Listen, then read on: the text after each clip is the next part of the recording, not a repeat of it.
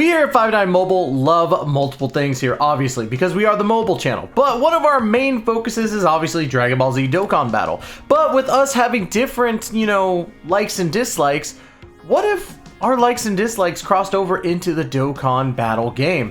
What is going on, my dudes? Tyster here, back again with 59 Mobile, and today we are going to be starting a brand new series where we cross over some of our favorite series or games in general into Dragon Ball Z Dokkan Battle. This could range from other games, anime, or so on. And for me today, I'm going to cross over the game that I normally cover on my own channel, on YouTube and Twitch, and TikTok even, Genshin Impact. Yes, the one game that everybody loves to meme on and say that, we got botters.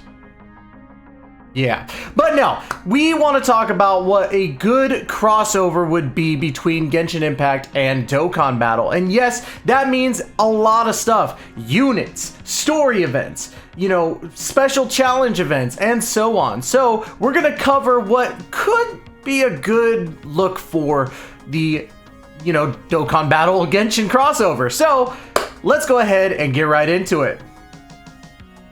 Now, of course, every celebration, regardless of if it's a crossover or not, will always have a banner. This is a gacha game after all, and we got to make sure that we give those premium units. And I'm just saying, these units that I've come up with are pretty premium. I'm not saying that they're fully fleshed out units, but I did give a little bit of basis on what these units could do, and there are a lot of them to really talk about. I couldn't pick just like 4 or 5. I had to go with 8 different units on a summonable banner. Now, obviously, this banner for Genshin Impact would be a guaranteed featured SSR banner because I would want to see it operate exactly like Super Dragon Ball Heroes because of the fact that we would not be getting this collab to come back anytime soon. I mean, just look at the One Piece collab, and that's just a free-to-play unit. But I digress, let's go ahead and talk about it. The first unit I have up is Venti the Bard, aka Super Tech Venti Barbados. Yes, he is an Archon, and I put a leader skill of crossover and possibly connected hope because he is part of Mondstadt, which is, the City of Freedom. And also with his SA, I wanted to incorporate AoE damage because Venti's abilities are very good about pulling enemies in, so it made more sense to make him an SA that hit every single enemy. His passive, I would say that he's more of a buffer for the team because I couldn't really figure out exactly what kind of passive he would have when it comes to the Animo. But, at least him as a buffer would be a good kind of thing for him as a passive. Whether that be attack, defense, or anything like that remains to be seen. I would probably say he could possibly up crit chance maybe, but I digress. Possible links, more than meets the eye, solid support, super god combat. Now, I didn't put all 7 links in here, but the reason why I'm choosing specific links is because they don't have to have the generic, prepared for battle, fierce battle, all the same stuff. I wanted to see about getting some more unique ones, and some of them may not be the most unique, but at least with these ones, there's something different. And of course, possible teams. I went and did 4 teams as a roundabout thing, but we could see more. You could see Venti in crossover, connected hope, realm of gods, and storied figures because he is a god, so storied figures would make sense. Now let's go ahead and talk about the next unit, Big Dong Zhang himself, super physical Zhongli Morax. So obviously, as you guys have seen with the humanized name that they have, like Venti or Zhongli, I went ahead and also put parentheses for their god name, Venti being Barbados, and of course Zhongli being Morax. So his leader skill, I put crossover and Battle of Fates. I went ahead and put crossover in every single leader skill, so for time's sake, I'm going to save that every single unit in this collab is going to have the crossover link skill or leader skill. So his SA mechanics, stun mechanics, due to Zhongli's meatball, if you use his ult in Genshin Impact, he throws it and boom, people freeze. It's just crazy. Passive, he could do like a damage reduction or a defense buffer because honestly, it makes sense. With him having an HP type of build, you could make it so the higher the HP, the higher the defense buff or higher the damage reduction. So that's a possibility. Possible links, courage, money, money, money, and respect. Possible teams, crossover, battle of fate, realm of gods, and story figures. Now, the next unit I want to talk about is our first waifu from Genshin Impact that we're going to be putting in here. No, Venti is not a waifu, but we got Super Int A, aka Raiden Shogun. Leader skill crossover in Realm of Gods, and her SA would be Seal Super Attack due to how Electro works in the boss fight. Now, the reason why is because when you go into the boss fight, or mainly like in a lot of these domains when it comes to Electro, if you're hit with Electro, you lose your energy. So I kind of went with that type of style because it would make the most sense for A. Passive sees enemy super attack, and she could be a possible nuking option because she is kind of a DPS slash sub DPS in Genshin Impact. Now again, you could make her as something else, but you know, some people will get mad if you use her as a battery. But possible links: Brutal Beatdown, Attack of the Clones, Cold Judgment. And the reason why I went with Attack of the Clones is because Raiden Shogun, the puppet, is literally just a clone of A, or in this case, A made that clone. So that's how you know. And then, of course, possible teams: crossover, Realm of God, Story Figures, and Trusted Will. And Trusted Will I kind of put with her because of how the story went with her character. Now, of course, the last Archon that we have so far in Genshin Impact is Nahida, and we went with Super AGL Nahida, aka the parentheses Kusanale. Leader skill crossover and Entrusted Will, SA team crit chance up. And the reason being is because of how Dendro works with Electro and, you know, Hydro, because a lot of the damage that's coming from Nahida is from her teammates. So I think that giving that team crit chance up is unique in an SA and also something unique to her. Now, she, as a passive, could have an orb changer into Rainbow Key Spheres, possible regeneration as well. She's got a lot of possibilities with her. Her links could be Scientist, Power Bestowed by God, and Godly Power, and her teams could be Crossover, Realm of God, Story Figures, and Entrusted Will. Now, we already talked about all the super units, right? But let's go ahead and talk about the extreme units. And the first one I have, and you're going to notice a pattern with these guys too, besides the supers being Archons, is that the extremes are all going to be a part of the Fatui, or have been a part of the Fatui. Let's go ahead and dive in. We have the first one, Extreme Tech Scaramouche. Now, Scaramouche is a newer character that has come to the light side of things in Genshin Impact, spoiler alert. But at the same time, I still feel that him being, like, having been part of the Fatui Harbingers, it makes more sense to have him as an extreme unit. Leader skill crossover and artificial life forms because, spoiler alert, he is a puppet as well of the Raiden Shoguns, but was cast aside. SA, self-attack and defense buffer, or infinite stacker. I think that would work wonders for him because he is, like, always getting more powerful. Passive, he could be an orb changer, able to change to both tech and int key spheres, which would work in the sense of, you know, kind of like his team mesh ability. So it could be random each turn as well. So that's kind of how I went with it. Possible links: Cold Judgment, Berserker, Power Bestowed by God. And then the teams: crossover, artificial life forms, inhuman deeds, and corroded body and mind. Let's go ahead and talk about the next one. Extreme STR Signora. Now, we know that Signora in the story is dead. I get that. But at the same time, we need another waifu in these banners. And I'm just saying, you have Raiden Shogun on one side, and then of course you have the person that she killed, Signora. So, leader skill, crossover, and peppy girls. Or peppy gals in this case. SA, buffs attack and defense for 6 turns. I think that would be a wonderful DPS option for her. She could be an inhuman deeds buffer with a possible orb change of STR and AGL randomly each turn. I wanted to build a kind of a Fatui basis team that would work really well with changing key spheres every other turn, so you set up your rotations.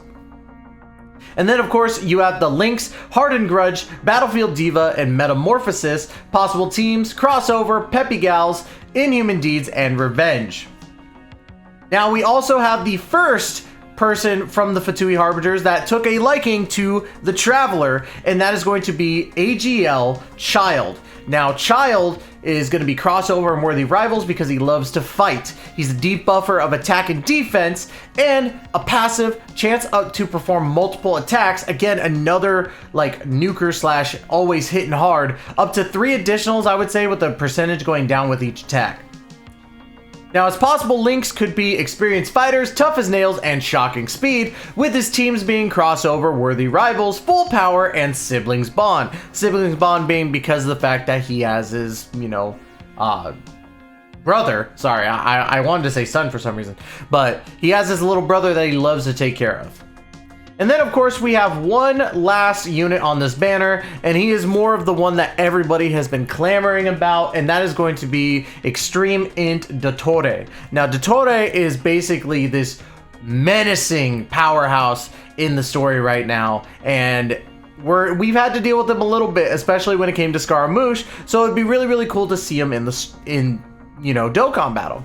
Leader skill would be crossover and Dragon Ball Seekers, which will play into the story event that we're going to be talking about here shortly. SA stun mechanics due to abilities in recent Genshin Impact story, where he was able to stop time basically, and that's kind of where I went with the stun mechanic. Passive, he's an extreme ally buffer and a super debuffer. Now, the reason why I went with that is because he is going to be kind of the big baddie for the Fatui Harbingers, so it would make sense to make him that all-powerful like buffer and then debuffer of the enemies. So, his links: formidable enemy, big bad bosses, and fear and faith, and then possible teams: crossover, Dragon Ball Seekers, Inhuman Deeds, and Terrifying Conquerors. Now, for this crossover, that would be all the units that I would put in that banner, because 8 is a little excessive, but at the same time, I felt like if we were going to include one Archon, you'd have to include all 4 that have already been released because it makes the most sense. Now, let's go ahead and move on to the story event. Now, this story would it would take place in the Dragon Ball universe, where we would see the Traveler transported into the world of Dragon Ball and meeting with, the Z Fighters and such.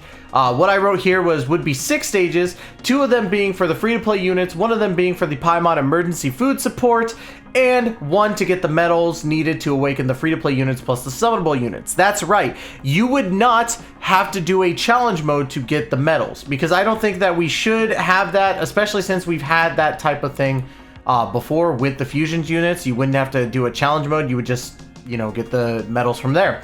So that's kind of where I went with that. So, story would be about Aether and the Archons being summoned into the world of Dragon Ball, where they would meet the Z Fighters as they progress through the story to find out that some of the Fatui Harbingers have also been teleported. Dottore had heard about the Dragon Balls from the Tsaritsa and was able to transport the Fatui into the Dragon Ball universe. Now, again, that is very, just a base type of story. And I think it could kind of work.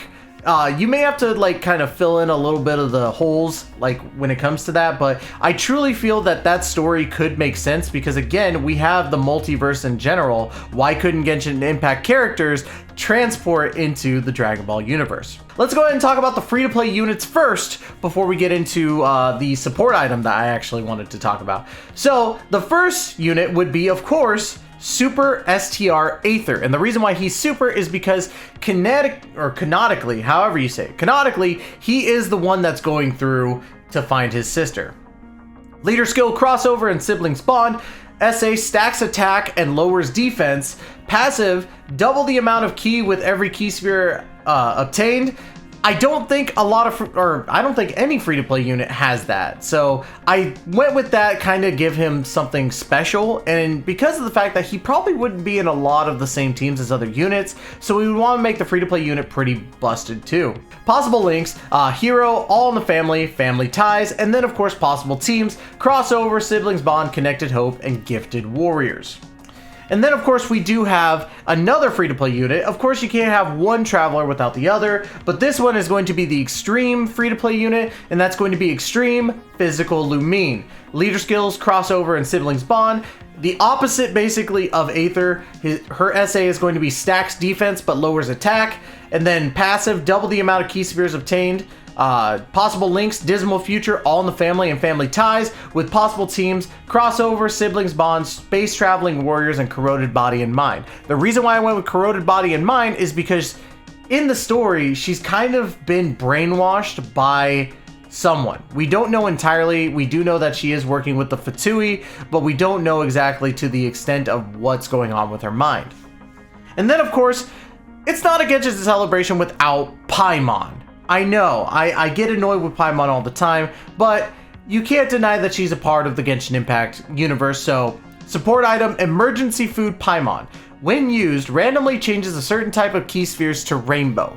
I don't think we have a support item like that, and because of the fact that this would only be up for a little bit and possibly in the shop every once in a while, you wouldn't see this item a lot. So it makes sense to make it a little busted, you farm it up before it goes away, and then boom, you're all set. Now that was the story event in general, and I think it would be a really dope story event, but we have one last thing to talk about, and that is the challenge events, and I've got a well-rounded cast of challenge events for you guys. So the first one, obviously, because we know the meta now with Dokkan, is that we are going to probably see an easy area for free-to-play Aether and Lumine. Come on, we know it's going to happen. It happens with every free-to-play unit, almost every celebration now. So that's kind of where I went with it. I didn't come up with anything for the actual easy A's because, you know, yeah, it's hard to just go past doubling up on key spheres. So you'd probably see a lot of stat boosts, attack and defense, maybe a crit rate chance here or there, but I wouldn't say it's going to be crazy for those free-to-play units. The second challenge mode is going to be the red zone stages, and we have one red zone stage for the Fatui Harbingers, which is 4 stages, going through starting with Child, then to Signora, then to Scaramouche, and then to Dottore. Canonically wise, it makes sense because those, like, Child was the first boss out of those that we faced, then Signora, then Scaramouche, and Dottore we have yet to face yet, but we do know we're going to be facing him in the story. And then, of course, the Archon Red Zone, which makes sense because of the cities that we visited, would start out with Venti, then to Zhongli, then to Raiden Shogun, then to Nahida. You could maybe flip Nahida and Raiden Shogun just because Raiden Shogun is very powerful and Nahida is the god of wisdom, but I think it makes more sense to just have it canonically go through that way. And then, of course, we do have an Easy A raid, which shout out to Vilify on that one because I completely spaced it on this one and I wanted to give him credit where credit was due when we were talking about all these different series. So big shout out to you, Vilify. I appreciate you putting that out there. So we're going to go ahead and talk about the Easy A raid. Now, stages 1 through 50 would be physical Lumine, and stages 51 to 100, or maybe even more, would be Aether, STR Aether. Every odd stage would award some kind of potential orbs, which means 1, 3, 7, and 9 would give you, you know, potential orbs. And that would go on from there, like 11, 13, and so on. And then, of course, every even stage would give you Hercule statues. So 2, 4, 6, and 8 would give you a Hercule statue. The reason why I left 5 out is because every 5 stages, you would get an extra stone. So 1 through 100, you would get 100 stones in general, but every 5th stage, you would get an extra stone on top of that, which I believe would be somewhere in the ballpark of like 125. I'm bad with math, but I figured that that would be a really cool thing to do. So I think that would be dope for a challenge event, especially with the raids. Again, a big shout out to Vilify for giving the idea or letting me run the idea. And guys, that's gonna do it for us here at 5-9 Mobile for today. Did you guys like this crossover? I definitely did put a lot of thought into this, so I really hope you guys enjoyed it. Please let me know in the comments down below what you guys think, or what other possible crossover ideas you would like to see, because we might just do them. We love ideas and we'd love to hear what you guys think. Of course, guys, don't forget to hit the like, comment, subscribe, and hit that notification bell to be notified when the next mobile video comes out. Guys, this again has been Tystra. I love you, my dudes, and we will catch you guys in the next video. Please take care and be safe, y'all.